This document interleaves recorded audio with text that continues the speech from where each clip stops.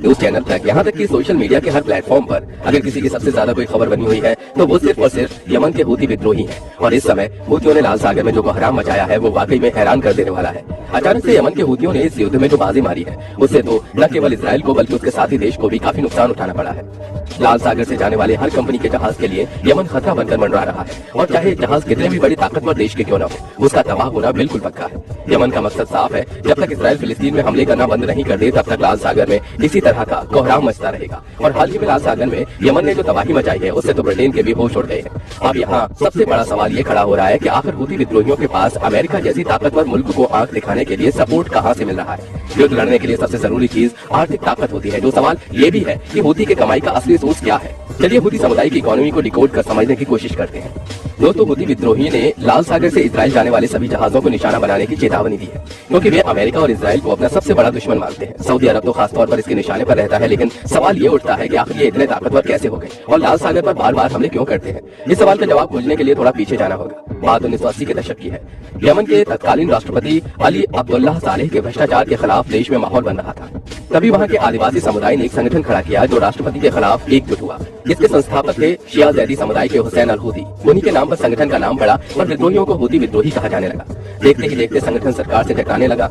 सरकार से हूती विद्रोहियों ने कई युद्ध लड़े। ये संगठन हमास और लेबनान के हिजबुल्लाह का बड़ा समर्थक है। यमन में शिया जैसी समुदाय अल्पसंख्यक है, इसके बावजूद ये 2014 में वहाँ राजनीतिक रूप से काफी मजबूत हो गए और 2015 में तो सादा प्रांत और राजधानी सना पर कब्जा भी कर लिया था। राजधानी पर कब्जे के बाद वहाँ के तत्कालीन राष्ट्रपति और अली अब्दुल्ला सालेह के उत्तराधिकारी अब्दुर्रब्बूह मंसूर हादी विदेश भाग गए। इस पर पड़ोसी देश सऊदी अरब ने अपनी सेना भेजकर विद्रोहियों को भगाया। इसमें यूएई और बहरीन ने भी सऊदी अरब का साथ दिया था। हूती संगठन के लोग इस बात से गुस्से में थे। नतीजा ये हुआ कि संगठन के लड़ाकों ने साल 2017 में अली अब्दुल्ला सालेह की हत्या कर दी और यमन की ज्यादातर आबादी पर अपना नियंत्रण कर लिया।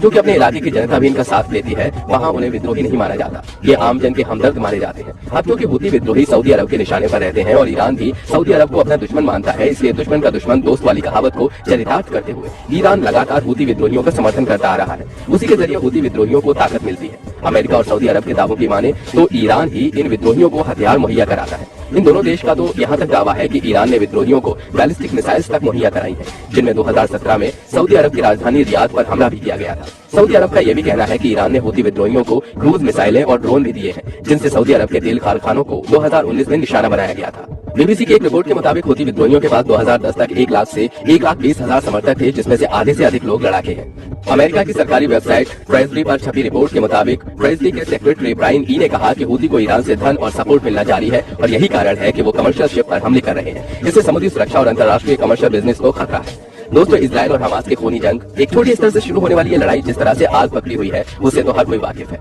और ऐसा नहीं है कि इस जंग को रोकने के लिए इन पर इंटरनेशनल दबाव नहीं आ रहे हैं, लेकिन आज कोई भी ताकत इन दो दुश्मनों को रोक नहीं पा रही है। हमास और इजराइल के इस कदर खतरनाक हमले हो रहे हैं जिन्हें देखकर तो लगता है कि गाजा या फिर इजराइल, दोनों में से एक का हमेशा हमेशा के लिए नामो निशान मिटकर ही रहेगा। वाकई में दोस्तों, इतनी तबाही होने के बावजूद भी ना तो इजराइल इस जंग को रोकने के लिए तैयार है और ना ही हमास अपने कदम पीछे कर रहा है, बल्कि दोनों बराबर की टक्कर पर है। एक तरफ हमास अपने दिमाग और हथियार दोनों का इस्तेमाल कर गाजा में आईडीएफ के फौजियों की कब्रें बना रहा है, तो वहीं इजराइल अपने हवाई हमलों से गाजा के हर हिस्से को आग की लपटों से झुलसा रहा है। मगर दोस्तों, इजराइल को कोई फर्क नहीं पड़ता, वो किसी की बात मानने के लिए तैयार ही नहीं है, फिर चाहे उसके सामने इंटरनेशनल कोर्ट ऑफ जस्टिस का आदेश ही क्यों न आ जाए। जी हाँ, आपने बिल्कुल सही सुना, आईसीजी की तरफ से इजराइल के खिलाफ बड़ा आदेश आने के बाद भी इजराइल रुकने को तैयार ही नहीं है। ये तो कसम खाकर बैठा है कि चाहे कुछ भी हो जाए वो हमास का खात्मा करके ही दम लेगा, फिर चाहे कितने ही सैनिक कुर्बान क्यों न हो जाए। अब दोस्तों, बड़ी लड़ाई किसी भी देश में क्यों न हो, आखिर जान तो देश के सैनिकों को ही गंवानी पड़ती है। इसी तरह आईडीएफ के सैनिक लगातार अपनी जान कुर्बान कर रहे हैं। वैसे यहाँ पर सोचने वाली बात यह है कि इतना नुकसान झेलने के बाद भी इजराइल की ताकत कम नहीं हो रही है। और अगर आप भी यही सोच रहे हैं तो आपको बता दें कि इसके पीछे की वजह सिर्फ अमेरिका है, जो इजराइल के कंधे से कंधे मिलाकर चल रहा है और गाजा में तबाही मचाने में उसे फुल सपोर्ट कर रहा है। हालांकि इसका ये सपोर्ट ज्यादा समय तक चलता हुआ नजर नहीं आ रहा, क्योंकि जिस तरह यमन लाल सागर में आतंक मचा रहा है उससे तो हर कोई खौफ खाए बैठा है। और हैरान करने वाली बात तो ये है कि अब तक जो देश पावरफुल देशों की गिनती में खूब सुर्खियां बटोरते थे, उनकी भी ताकत आज धरी की धरी रह गई है। जैसे अमेरिका को ही ले लीजिए, यमन के सामने तो अमेरिका भी ढीला पड़ चुका है। दोस्तों, इजराइल और हमास के इस युद्ध के लिए इंटरनेशनल कोर्ट ऑफ जस्टिस ने एक इंपॉर्टेंट फैसला सुनाया है। कोर्ट ने इजराइल से कहा है कि वो गाजा पट्टी में अपने हमले में हुई मौतों और नुकसान का पूरा हवाला दे और किसी भी तरह की गंभीर नुकसान को रोके। लेकिन यहाँ पर हम आपको बता दें कि दक्षिण अफ्रीका ने इजराइल और गाजा पट्टी में नरसंहार का आरोप लगाते हुए इंटरनेशनल कोर्ट की तरफ रुख किया था।